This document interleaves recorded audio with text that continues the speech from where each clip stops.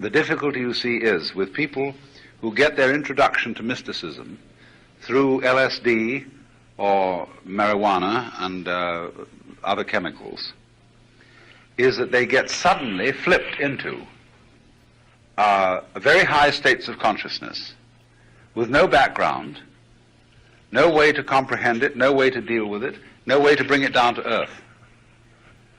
And therefore, since there are operating in the same area where these things are happening, experienced people who have long training in knowing how to connect the mystical with the practical, this is a very good influence.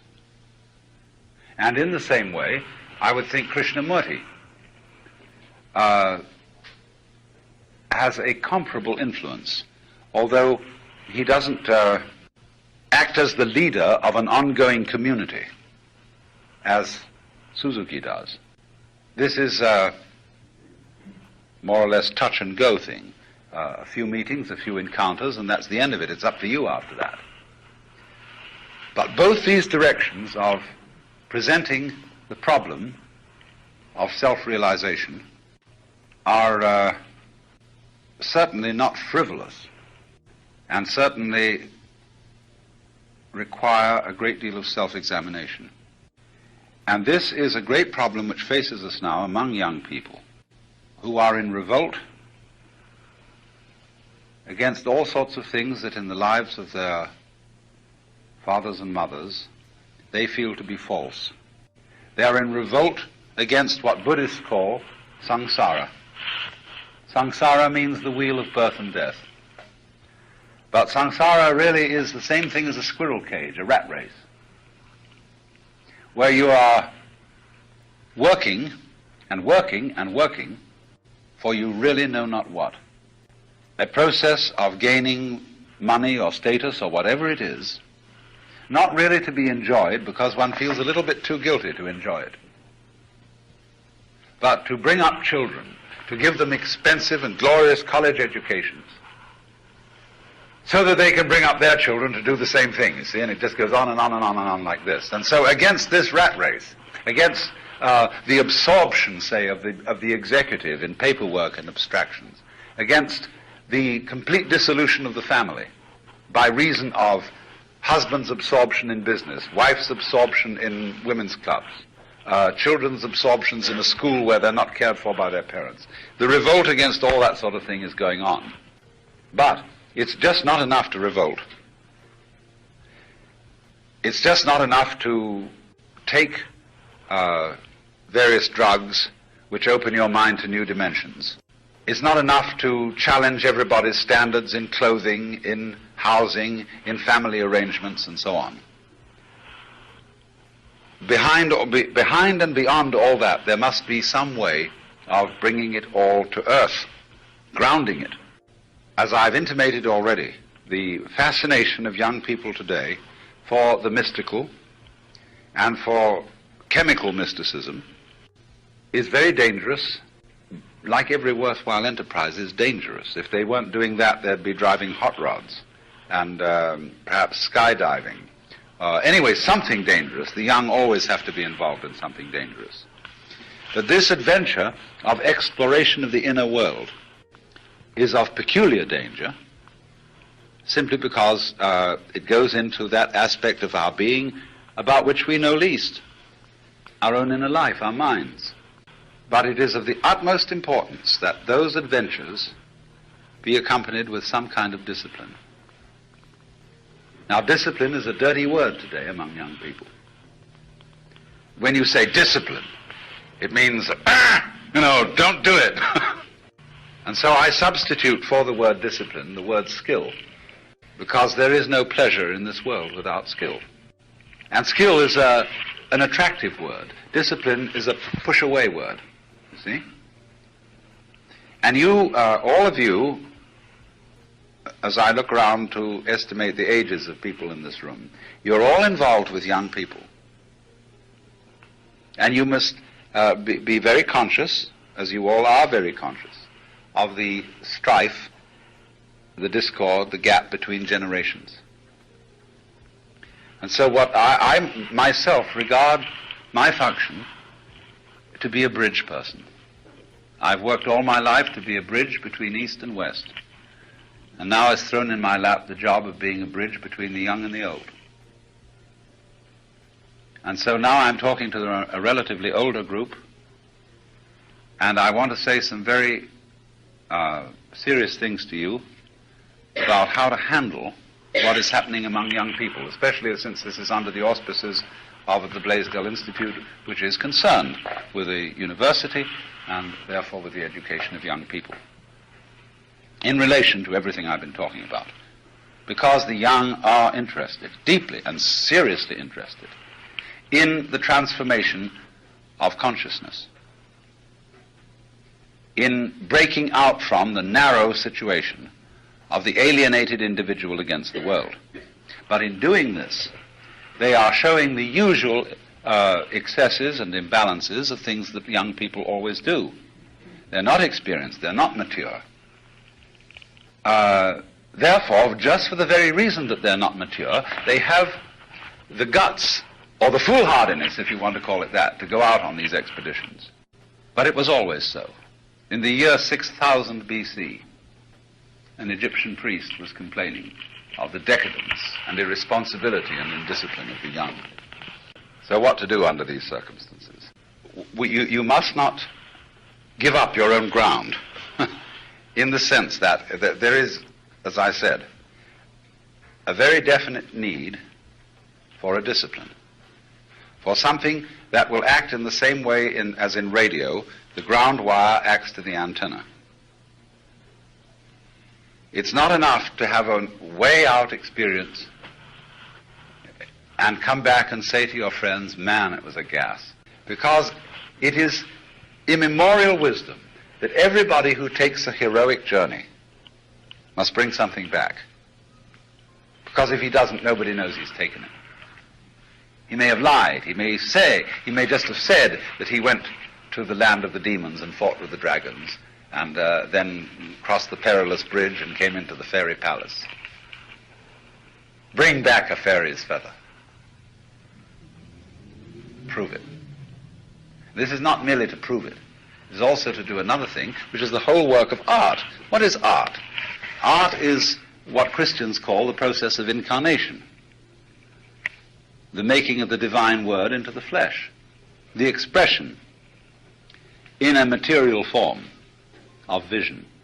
And to do that is very difficult. On 100 micrograms of LSD, you may very well have seen the vision of God in a dirty old ashtray. Can you imagine that that's possible? But it is, because what is an ashtray? Ashes, the decay, the falling apart, the burning away, the turning of alive, more or less alive, or at least moist leaves of tobacco into dust. And as you begin to think about that from a certain point of view, it becomes a parable of the process of existence. What is this turning of everything into dust? At first sight, it looks as if it were a kind of a doom. Everything is just going into dust, dust, dust, dust, and blowing away. And you realize that's what you're doing. And by smoking these cigarettes, you're slowly committing suicide, giving yourself lung cancer or something. Then you may remember the words of C.G. Jung, that life is an incurable disease with a very bad prognosis, which lingers on for years and invariably ends with death. Everything you do is bad for you. Like the little boy, 4 years old, who'd got sunburn and his skin was peeling, and he looked in the mirror and said, so young and wearing out already. You know, all energy wears you out. Everything is going into dust. But as I was suggesting this morning, when you understand that life is, that your birth was being kicked off a precipice, that you're going to ashes. Remember this ceremony in the Catholic Church on Ash Wednesday, and everybody kneels before the altar and the priest puts cigarette ash, or rather the burnt palm leaves, from previous Palm Sunday on their foreheads and said, "Remember, O man, that dust thou art, and unto dust thou shalt return." Do you remember the poem of G.K. Chesterton about dust? "What a vile dust," the preacher said, "methought the whole world woke." And he goes on, and he talks about everything being a kind of trembling dust. And he ends up by saying, talking of that final day, no, not the final day, the first day, when God was with the angels, when God to all his paladins, by his own splendor, swore to make a fairer face than heaven of dust and nothing more. So it is to the extent, you see, there's a kind of a paradox in all this, to the extent that you completely accept the dissolution of everything into dust, that by doing that you let go of that clinging to permanence, to yourself, to security, which releases all the energies of life. To the degree, the formula then is, to the degree that you are willing to become dust, to that degree you are alive. And that's how a person could see the vision of God in an ashtray. Now, I've spent a few minutes taking some trouble with words to explain the ashtray as a vehicle of the vision of God. Now, if you're a painter, it's not just enough to take a pedestal. I mean, so let's say you're a sculptor, you're a person who presents objects of art. You can't just get away with putting a nice walnut cube, beautifully polished, filthy ashtray on it, enclose it in a glass case, put a label on it and say, "Beatific Vision." That'll shock people a little bit. That might give them pause. But if you're really skillful, you will understand how to paint an old ashtray or photograph it in such a way that people's hearts will stop. Say, "Look at that."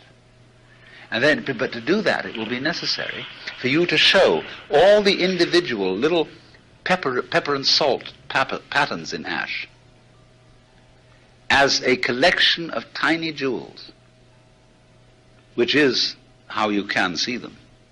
But you have to represent that and carry it out and bring it through, just in the same way as the people who painted Persian miniatures, which are painted jewelry, would look at trees and grasses and rocks and suddenly show them as full of interior light, enchanted, divine, by a very skillful technique. But you have to have that technique to bring it through. Some possession, some complete mastery of an artistic technique is necessary for the bringing through of the vision. So then our young people have stumbled on a key to the vision, psychedelic chemicals and such things. But they will not be able to bring it through unless they also have the skills. And therefore the attitude of the older generation in this situation will naturally be one of great concern and worry as to what this kind of easy mysticism, too easy mysticism, shall we say, is going to bring about. All this has become terribly popular for the simple reason that human beings need religion, are starved for it, and that the churches have not delivered. They have not delivered the experience. Therefore, alternatives are being explored. It's quite natural. But you, as I repeat, you are rightly and properly concerned as to what will be the outcome. And the only way to make a good job of it is, instead of saying, suppress the whole thing, which never works anyway, is to emphasize the point, all right, you've done this. This is what you've seen. You've had these experiences. But there is a great deal more to it than that. In my own study of these kind of experiences, I could not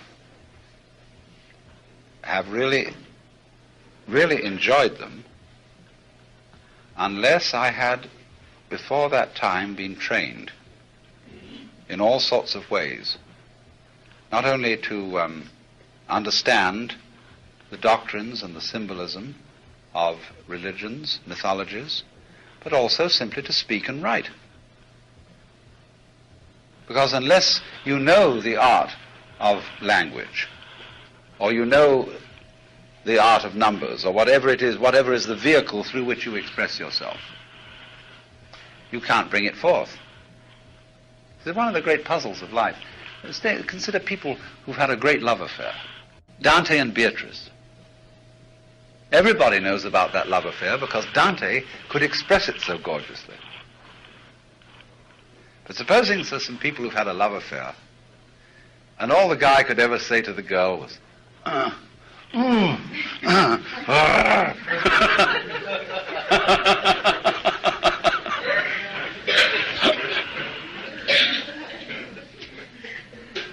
This is a real puzzle, because is that guy any less in love with the girl than Dante was with Beatrice?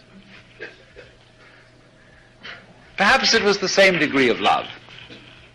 But obviously the effect for mankind of Dante's love was far greater than the guy who can only say, see? They both go into the paradise. They both go into the beatific vision. But one brings it back and shares it. And this is the distinction which is made in Buddhism between two kinds of Buddhas.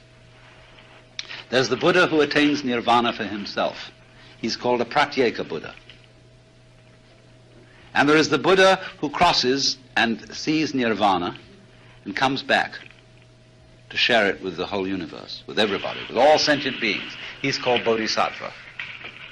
And it so turns out that in the literature of Mahayana Buddhism, pratyeka Buddha is almost a term of abuse, whereas a bodhisattva is the ideal form of man. Because the bodhisattva realizes that he does not have the vision, really. But let me put it in this way. I don't have it if you don't have it. Because I have it only to the extent that I can give it away. That I can give it up and to, I'm quoting Gary Snyder, up and to all others. But in order that people may master these disciplines, and this is the responsibility of the older generations, it must be understood that working on the disciplines is fun. And this is the task of all good teachers. All good, really gifted and great teachers are people who never have to resort in their classes to artificial methods of imposing discipline. They need no proctors. They need no punishments. They need no bribes. Because the good teacher is the person who makes the work of learning the discipline so completely fascinating that the student is embroiled. The reason being that learning a discipline is not a matter of forcing yourself. And here the English language leaves a little bit to be desired. We have a paucity of words for effort, for application, for concentration. We can talk about, when we're talking with children, you must apply yourself. Now, it's perfectly true. Nothing in the way of a skill will be achieved without practice. But if practice is strained, still nothing will be achieved by it, except resentment. And many a little boy learns to hate the violin or the piano because it was drummed into him, this is what you've got to do, you've got to apply yourself to it, driving it home. But on the other hand, if there is a way of fascinating a child with the discipline of any musical instrument or what have you, then they can apply themselves day after day after day after day and be fascinated with the discipline. So this is the skill of the teacher. This is upaya. I used the Sanskrit word this morning, skillful means to get the student to love the art. Because remember this principle. If your student does not learn to love the discipline, he will never be any good at what you're teaching him. Now, you may know that certain kinds of scholars do work that most of us would think very tedious. They are, let's supposing I talk a field about which I know a few smatterings, which is the study of Chinese. Chinese scholarship is very difficult. You have enormous amount of characters to study, and you have to look up things in dictionaries and consult volumes of this and volumes of that. But the true scholar is a person who just loves doing that. He'll spend a whole afternoon going after one character through all sorts of things, sifting this reference and that reference. And he'll be having more fun than someone at a bowling alley doing just that. And from the standpoint of an external observer who has no particular interest in this, they'll say, oh, how hard he's working. You know, in my private life, I must confess to you, I've had a terrible time with this, because I love my work. And people who had absolutely, say, no comprehension or interest in what I'm doing would wonder, how do I keep up the pace? How can I possibly do this, that, and the other? I love it. But then, there are other people who say, you never do a lick of work in your life. You're playing all the time. Just goofing off. It's too easy for you see, because you love it. But that's the only way to get it done. And done well, because if you have something that is, say, a good marriage is not the result of forcing yourself into that marriage. Are you seriously supposing that if you say to your husband or wife, darling, do you really love me? And the partner answers, I'm trying my best to do so. This is simply not a satisfactory marriage.